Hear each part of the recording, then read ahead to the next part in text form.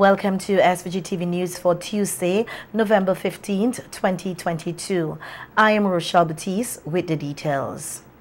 Warden of the Kingston Town Board, Clayton Berging, has made it clear that no heavy-handed approach is being taken to clean up and regularize vending in capital Kingston. Berging says the cleanup of Kingston has been on the agenda for a little while now and that they are moving forward with the process in a nice manner. He says the measures that are being put in place are to ensure vending on the streets of Kingston will be no more after a certain time, and that they are hoping that after Thursday's opening of the two new market facilities, the vendors on the streets will use them to ply their trade. We have written to them and I had given them a deadline by Monday the 24th. Okay. But some vendors, said to me, allow me until the Monday the 29th. So I say, even though I sent out, you would have heard the announcement saying the 24th, But if people appeal to you and when you listen to their appeal, it sounds reasonable. Right. You'll be reasonable with everybody, So, some folks usually talk and say, oh, this, that, and so on. But we listen to folks, we understand what they are saying, and we decide that the outside date, would be the 29th. So by the 29th, all street vending, especially along from up a long lane down to the cemetery, Both Middle Street, Back Street, Bedford Street, all those streets would be, persons would go back to their, go into the stalls that we build, the new facility, the new markets. And those that have their stalls in the central market will return to those stalls and stop using it as storage, because the market was not built for storage. It was built for you to sell your produce and for you to be there displaying them and keep the street clear. Berging says vendors in Middle Street, particularly those who sell coconut, phone cards, fruits and vegetables and other snacks, will remain for the time being at strategic points. Because, you can't have those in the market, really, and when you walk along the street, you want to be able to buy some shortcake or a little ginger stick or you get your phone card when you're going along as well, instead of going into the stores. Well, referring to the sugar cake and the tulum and that kind of stuff, when the visitors come here, it's good to have those vendors in strategic locations. Correct. So that they can make their purchases. Of course, so that's what we are trying to do, Some, let's see where they are, and others will, well, there are certain points that are not really disrupting the flow of traffic, whether vehicular or pedestrian traffic. Right. So at least they are in good stead. But those who have to move, those who sell the produce, and so on. The Town Board warden says they will also be taking steps to organize properly the clothing vendors in Middle Street, with some to be removed. The clothing, there are some clothing vendors in Middle Street that have shops in the market, have stores in the market. They would have to return to those stores. Right. And those who are running on the street as well for established business, that they would have to get back into the established business. And what we're hoping to do with the clothing vendors, we try to organize the Middle Street properly, where you won't be on both sides of the street. So what we would do, we have tents. Kingston Board have tents. So we'll put down some tents, some tables. You have some tables too, so that you have things to put your, and it would be well organized and designed and so on to accommodate those persons who have nowhere to go. They have a store, they have no shop, and they're just there.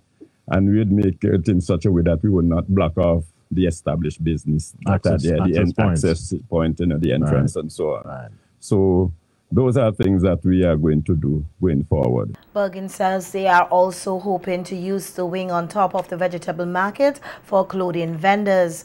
Asked whether they have enough space inside of the two new market facilities and at the vegetable market to accommodate the vendors who remain on the streets, Berging says they have enough for those who vend on Mondays to Thursdays, but there's a challenge to accommodate those who only vend on Fridays and Saturdays Saturdays. However, he said they are making arrangements to accommodate everyone while they clean up the capital. Some of them come on a Friday, spend a few hours, on a Saturday a few hours, and they're gone. Right. You know, because they have their client base and so on. Yes. Some may take the third Friday to ply their trade. So those are the set that we were most concerned about of not having a place for them. So management at the town board, we decided that the parking area in front of the office there where we usually where vehicle come and etc. We say that on a Friday and a Saturday, we're going to close off that to all vehicle posts to come in there. So so you're going to give up some revenue? Yeah. Not the one up at the income tax. No, area. I'm talking about that open space. Yeah, we don't charge in that area. Oh, okay. Yeah, so all right. What we do, so persons who would be loading off would have to go around to the Bedford Street where we have the loading bay.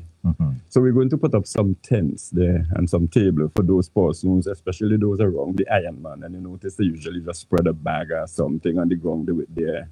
You know, and that is not, that augurs well for, right. You know, so we go to put them in there. Well, it would be on a first come, first served basis because plenty persons would be, you know, about 25, I suppose. So I understand that usually ply their trade around there. So we would put them inside there to do the Friday and the, so around the Iron Man would be clear as well, going forward.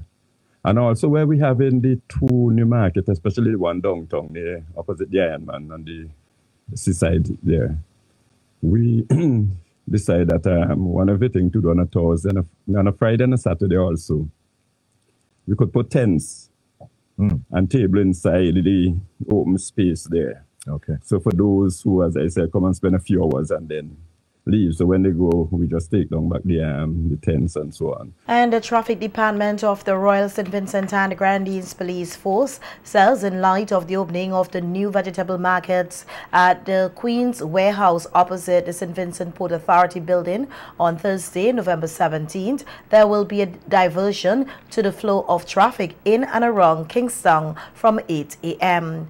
The traffic arrangements would be as follows. At Bay Street between Customs and Excise Building, at the Port Authority Building at James Street, that road will be closed to vehicular traffic between the hours of 8 a.m. to 11:30 a.m. Motorists traveling from the direction of Cane Garden towards CK Grave Supermarket into Kingston will turn right onto Sharp Street in the vicinity of Cash Whiz and continue towards Foresters Corner Old Juicy Building. Make a left turn onto James Street, then a right turn onto Bay Street in the area of the KFC building. Traffic heading towards the direction of the cruise ship terminal from Cane Garden will take the normal route. Traffic traveling from the direction of Richmond Hill Public Road toward the cruise ship terminal will turn left onto Granby Street in the area of the Juicy Building, making a right turn onto Sharp Street, then a left turn onto Bay Street towards the cruise ship terminal. Traffic traveling from the direction of Kingston Post Office towards the cruise ship terminal will proceed straight ahead onto Granby Street towards the direction of the BMC agency, make a right turn onto Sharp Street, then turn left onto Bay Street towards the cruise ship terminal. The police say traffic officers are expected to be placed at different points to assist motorists and to ensure that there is a smooth flow of traffic for the event on Thursday morning. 15 fishermen have been recognized for their hard work and contribution to the local fishing industry. This through the Barrowley Fisheries Cooperative inaugural award ceremony held last Saturday at the Barrowley Learning Resource Center. Speaking at the award ceremony, Minister of Fisheries Sabota Caesar congratulated the awardees and encouraged them to have mentorship programs for the younger aspiring fisherfolk. For the cooperative to have a program of mentorship where we encourage young persons to not only to sit to them and to ask them to join the fishing industry, but to be a father figure to them. Nobody knows about the toiling Nobody knows about our hardship. God knows, the government respects your work, and let us continue to work together. Recognizing the struggles of being a fisherman, Minister Caesar thanked all fishers across St. Vincent and the Grenadines for their hard work and dedication in ensuring that there is food security in the country. You know, a few months ago, I was in Union Island, and I had a meeting, cabinet meeting on Wednesday morning. And Mr. Chair, I decided to come up from Union Island on a boat, about 25 feet, if so much. It was my first experience on rough seas. In fact, when we left Union and we got to Myro, which is not far, the owner of the boat said, called the captain, he said, I don't think it's a good idea to go up because the seas are very rough. I turned to the captain, I said, you watch the sea, you think you could make it? He said, forward ever, backward never. I think he used to hear me say it plenty, so he gave me encouragement. I said the sinner's prayer about 33 times between Myro and Canawan. And when I came off of that boat that day in Villa, I said to myself, to see a fisherman and to go with him to experience what he goes through is two totally different things. Commending the Barley Fisheries Development Cooperative for its work, Minister Caesar highlighted the importance of persons associating themselves with such an entity. Many hands make light work. And in the year 2012, the Food and Agriculture Organization, Mr. Chair, of the United Nations declared that year the year of cooperatives. And basically they were sending a signal throughout the world that cooperatives are extremely important. And sometimes you can't do something by yourself, but if you form a group, you sit, you have meetings, you are dedicated to the task, you can achieve a lot. And I want to particularly ask all of us to show our appreciation for the Barley Fisheries Development Cooperative Society, one of the strongest cooperatives in fisheries, not only in St. Vincent and the Grenadines, but in the OECS. A family in Otley Hall is said to be living in fear as their home is one of many properties in St. Vincent which have been affected by recent landslides. As we hear in this report, the persistent rainfall over the last 2 weeks has seen increased landslides in the area and is now a threat to the Otley Hall property. 2 years ago, Andre and family moved into their home in Otley Hall, proud to be new homeowners. However, their dream of an ideal home was short-lived as little by little the rains washed away his lands into a small river nearby. Landslides got dangerously worse for this young family last week. Weather we had, which was high wind and just some light rainfall, I had put a little fencing up, which you can see the little galvanized fence there. And we were inside having dinner, and then all of a sudden we just heard like a dump truck just dumping load, and everything just came down the bank so sudden. You know, I was a little shaken up. There are now huge cracks in his yard about 3 feet from the front door, which he says is slowly sinking and slipping towards the river, which is about 12 feet below. The river should be flowing straight, but it's going, turning into a sea, hitting my bank and then coming right back out. And that is what's causing to undermine my property. The father of two is scared for his family, unsure of the unknown. You know, my fear is being home with the kids one night, heavy rainfall, and then You know, you never know, the house or something might just slip with the bank. And that is my fear, you know, having to run with little ones. A back wall is what he says will save his property. Recently, Prime Minister Dr. Rath Gonsalves said that the building of back walls is the responsibility of property owners, which Andre agrees. But with little funds and a workman who is scared to do any more work, he is left on his own to face the perils of the unpredictable weather system. The new homeowner has complained of his problem to the Ministry of Housing, the National Emergency Management Organization NEMO and BRAGSA, whom he said have been responsive, but no definite word on whether they will lend any support. So it's something that we are asking for help and a little support in terms of giving us a peace of mind, in terms of children being homeowners. You know, we're just trying to struggle to have a roof over our head. There are several houses built close to the riverbank in Otley Hall.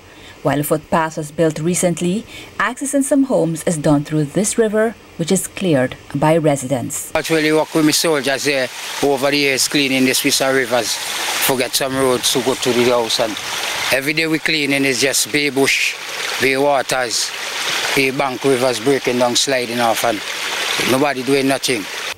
While for Andre, he prays that there are no more heavy rains and that he gets the much needed help to save his property. It's been a lot for a poor man like myself in terms of paying workman, materials. Everything has gone up, and you know, what am I going to do? Where am I going to go? That is just my question. Larissa Pugsley Kidd, SVG TV News. The Ministry of Education is taking steps to improve the mathematics skills of students across the country. This from Minister of Education Curtis King, who on WFM's Issues at Hand program last Sunday says from the various diagnostic tests done over the years, it has shown that mathematics is a challenge, and they also know some of the areas where they have to make intervention. He says one of the plans that they have identified for this year is a greater level of support at the schools from the curriculum and ministry officials by giving teachers the support they need on the job. Okay, you probably heard me saying it under what I consider to be a greater level of decentralization of the service of the ministry. That's how I put it. But part of that decentralization is aimed at having the technical people from the ministry going to the schools on a more regular basis in the different areas to provide support to the teachers in the teaching of the respective subjects. Minister King was asked how he would characterize the progress made in education over the last 2 years. He says despite the challenges, they've been able to consolidate their position and continue to turn out students of high quality academically and in non-academic areas, and that while he is satisfied with the progress made, he is still not comfortable. Because I recognize that there were gaps before I got there, there are still gaps since I've been there, and we have to address these. And as I indicated earlier, given our commitment to an education that is inclusive, that is of a high quality, that is lifelong, we recognize that there is a lot of work to be done to get us to that level where we can feel comfortable. And we are not at that stage as yet. And I would say again that yes, we have made progress, we have made satisfactory progress over the last 2 years. But as I'm saying, I do recognize that we are not at that level, as you asked, where we are comfortable. There's still a lot of gaps for us to cover. And I was just giving some examples, and St. Vincent being part of the sub-region, I must put it in that context. Also, because we are doing a lot of our work through the mechanism of integration. We have moved to a stage now where secondary schools, as opposed to the TVET centers, are offering TVET certification. Vincentian journalist Kenton Chance has been awarded the 2022 Distinguished Taiwan Alumni Award, which was presented to him on Monday by Taiwan's ambassador to SVG, Peter Shei-Lang-Ling, on behalf of Taiwan's Ministry of Education. The award was dedicated to graduates of the Taiwan University Scholarship Program. Chance obtained a Bachelor's of Arts degree in journalism and mass communication and a Master's Art degree in International Affairs, Global Governance from the Ming Shong University in Taiwan. As a requirement for a course for his undergraduate studies, Chance in 2009 established Eyewitness News, which he continues to operate today successfully as one of the leading sources of news in SVG. At Monday's ceremony, Chance says the award will continue to motivate him to be true to the training that he received in Taiwan and thank the government of Taiwan for the recognition. He is one of 10 people globally to have received the award this year and the first Vincentian to receive such an award. The CARIFORUM Intellectual Property Rights and Innovation, CARIP, collaborated with the European Commission, the Community Plant Variety Office, and the Commerce and Intellectual Property Office of St. Vincent and the Grenadines to host a regional workshop here. The workshop provided information on the principles of plant variety protection applications, the procedure and maintenance of plant variety rights. It also presented a plant variety rights system for local authorities, including the Ministries of Agriculture, Commerce and Justice, and other institutions dealing with intellectual property rights. The regional workshop also promoted activities carried out by the CARIP project as part of its annual work plan, assisting with the implementation of plant variety rights registration frameworks. SVG's Minister of Agriculture, Supporter Caesar, noted that the government of SVG in 2019 successfully passed an act which grants protection rights to plant breeders, outlining the role that SIPO has been playing over the years. Minister Caesar commended the organization for its work. First of all, commend SIPO for the work that they continue to do in not just pursuing recurrent issues, but searching the global jurisprudence so that we can come up with innovative platforms for the benefit of stakeholders. In St. Vincent and the Grenadines, we have a clear position that it is our quest to develop a modern medicinal wellness industry. And we started off first and foremost by establishing a legal framework for medicinal cannabis. And we have been able to attract investors across the globe. The Agriculture Minister further outlined the importance of having a plant variety protection platform in St. Vincent and the Grenadines. And coming to St. Vincent and the Grenadines, they are bringing different varieties in need of protection, and importantly, because we have a tissue culture lab in St. Vincent and the Grenadines, and we have so many persons who are traveling to pursue studies in reproducing different varieties of plants, it is only wise of us to have a protection platform here in our country.